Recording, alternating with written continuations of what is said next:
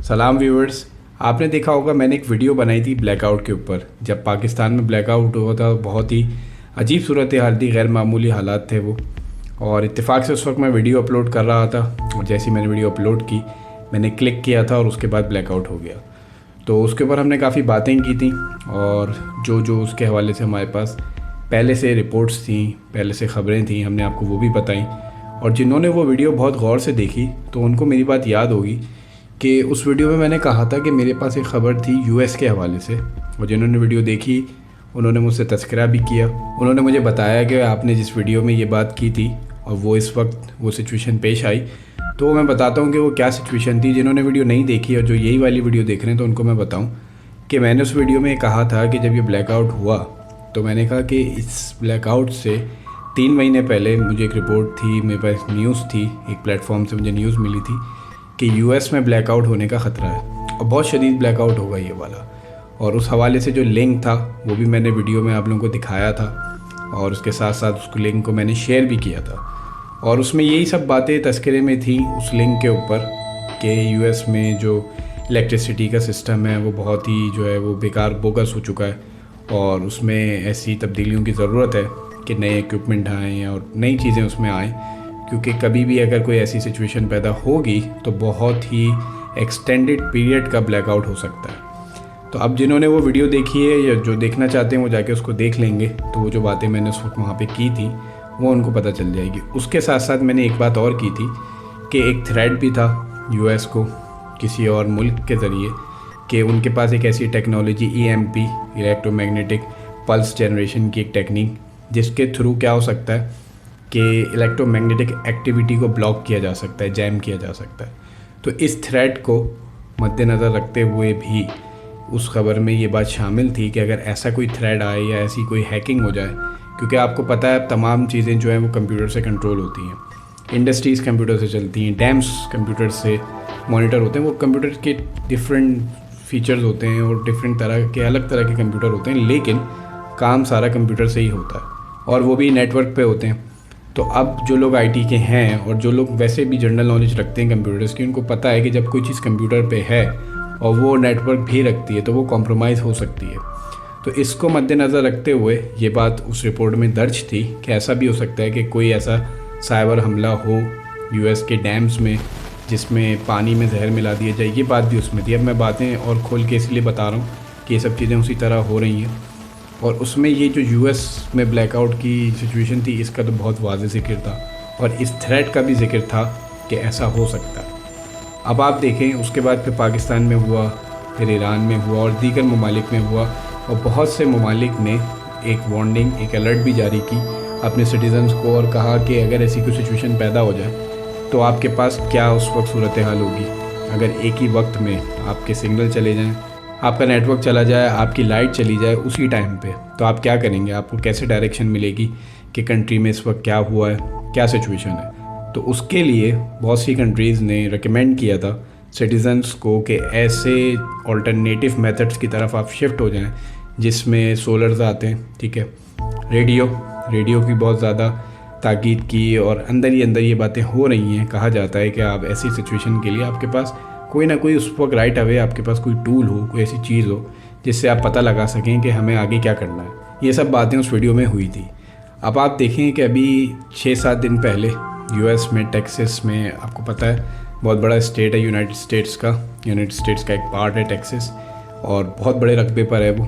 वहाँ पे एक बहुत ही शदीद ब्लिज़र्ड आया, यानी बर्फ़ानी तूफ़ान और सर्दी उसके साथ साथ, और उसमें पूरे टेक्सास का निज़ाम दरम बरम हो गया। पानी की शॉर्टेज हो गई क्योंकि वो जो सिस्टम्स थे, सबसे पहले जो मेन की थिंग थी वो इलेक्ट्रिसिटी वहाँ से वाइप आउट हो गई, पावर कट ऑफ हो गया टोटल और उसकी वजह से केओस पैदा हो गया। केओस इस सूरत में हुआ कि पानी की शॉर्टेज हो गई, क्योंकि सब चीज़ें इलेक्ट्रिसिटी से कंट्रोल है। पानी की शॉर्टेज हो गई, अब इलेक्ट्रिसिटी पावर नहीं थी, वहाँ पे सिग्नल्स चले गए और उसके साथ साथ इंटरनेट शट डाउन हो गया। इंटरनेट की वजह से जो है वो कोई कम्युनिकेशन पॉसिबल नहीं हो पा रहा। फिर उसके साथ साथ जब इलेक्ट्रिसिटी गई तो वो हीटर्स और जितने भी उनके पास ऑल्टरनेटिव वेज हैं हीट के लिए या वार्म रहने के लिए, वो तमाम ज़राए भी उनके चले गए। उसके से पैनिक हुआ, पैनिक की वजह से स्टोर्स में लूटिंग हुई, बहुत लूट मार हुई, माल और चीज़ें लूट ली गई।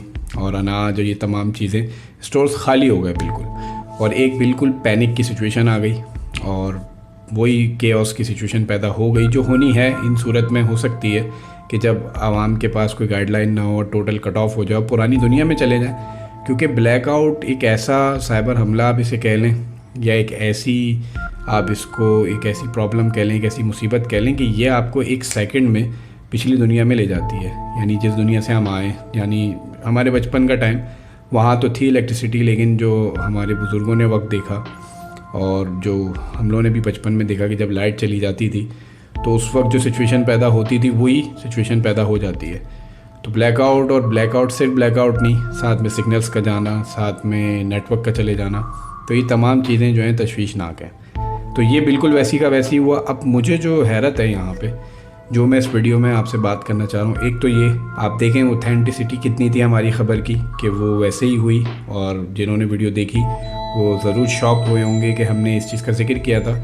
अब ताज्जुब ये है कि ये सब इतना सब कुछ यूएस में हो जाना, और फिर वहाँ के जो गवर्नर हैं टेक्सास के, वो भी इस वक्त तशवीश में हैं और उन्होंने कहा है कि इसके ऊपर इन्वेस्टिगेशन हो कि कैसे ये इक्विपमेंट फेल हो गया, और इतना बड़ा पावर फेलियर जिसकी वजह से इतना बड़ा केओस सामने आया हुआ, फिर इतना शदीद तूफ़ान जो है सर्दी का आया हुआ है। तो वो ख़ुद इस वक्त परेशान है और इस पर उन्होंने कमेटी बनाई। अब देखें उसमें क्या इन्वेस्टिगेशन होगी, क्या होगा, क्या बाहर आएगा, क्या नहीं आएगा, वो अलग बात है।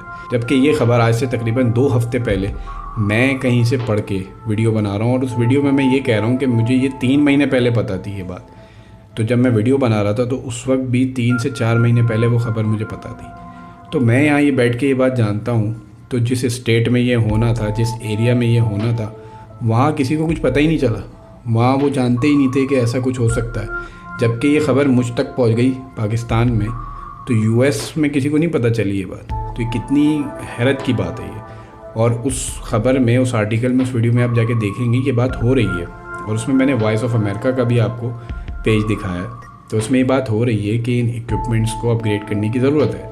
तो अगर 6 महीने पहले पेज की इत्तला थी तो क्यों नहीं किए गए अपग्रेड? क्या वजह थी कि इन चीज़ों को अपग्रेड नहीं किया गया, और इतने लोगों का जो नुकसान हुआ है जानी और माली, तो इससे क्यों नहीं बचा गया? क्या वजह आ गई ऐसी कि इसके ऊपर काम नहीं हुआ? और ख़बर जब हम तक पहुंच जाती है तो वहाँ तो इतनी बड़े बड़े इदारे हैं, इतनी बड़ी बड़ी सीक्रेट एजेंसीज़ हैं, बहुत कुछ है उनके पास, तो तमाम टेक्नोलॉजी है, तो उन लोगों ने क्यों इस पे इम्प्लीमेंट नहीं किया? और ये क्या हुआ? ये तो मुझे समझ ही नहीं आ रही बात कि जब मैं 2 हफ्ते पहले वीडियो बना रहा हूँ तो उसके बाद भी, मतलब चलें वो नहीं देखी होगी मेरी वीडियो, लेकिन फिर भी न्यूज़ तो नेट पे मौजूद थी, इंटरनेट पे मौजूद थी, सर्कुलेट हो रही थी, और बहुत से प्लेटफॉर्म्स पे ये न्यूज़ चल रही थी। और जिनको ये कंस्पिरेसी थ्योरिस्ट कहते हैं, या कंस्पिरेसी थ्योरी वाले, या ऐसे लोग जो ऐसी बातें करते हैं, तो निज़ाई लोग जिनको ये करार देते हैं, तो अगर ये बात करते हैं तो उन्हीं के प्लेटफॉर्म्स तक पे ये न्यूज़ मौजूद थी और वो इसको प्रोपगेट कर रहे थे, तो ये सुन लेते, ये सुन सकते थे कि वो जो कह रहे हैं शायद उसमें कोई सच्चाई, कोई सदाकत हो। क्यों नहीं सुनी ये बात? फिर नतीजा वही निकलता है कि या तो फिर इनसाइड जॉब है, वो जानते थे ऐसा होना है और ऐसा करना है। और फिर आप देखें कि मौसम क्या इतना बदतरीन हाल, टेक्सास को अगर आप देखें तो साउथ में वाक़ है ये, और वहाँ पे तो समंदरी तूफ़ान, बारिश के तूफ़ान आने चाहिए, सुनामी टाइप ऑफ चीज़ें आनी चाहिए, लेकिन वहाँ पे ब्लिज़र्ड आ रहा है और बर्फ़ानी तूफ़ान आ रहा है। ये बहुत ही हैरत की, ये भी एक हैरत की बात है कि वेदर का क्या किया है।